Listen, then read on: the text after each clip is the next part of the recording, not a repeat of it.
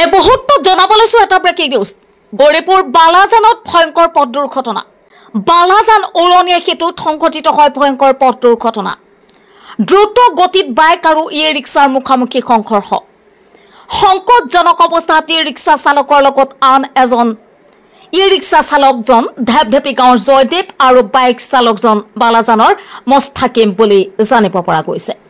ঘটনাস্থলীত বালাজান আৰক্ষী উপস্থিত হৈ সংকটজনক অৱস্থাত ই ৰিক্সা চালকজনক উদ্ধাৰ কৰি উন্নত চিকিৎসাৰ বাবে ধুবুৰী চিকিৎসা মহাবিদ্যালয়লৈ প্ৰেৰণ কৰে। পিছে বাইক আৰু ই ৰিক্সাখন থানালৈ আনি অধিক তথ্যৰ বাবে তদন্ত অব্যাহত ৰাখিছে।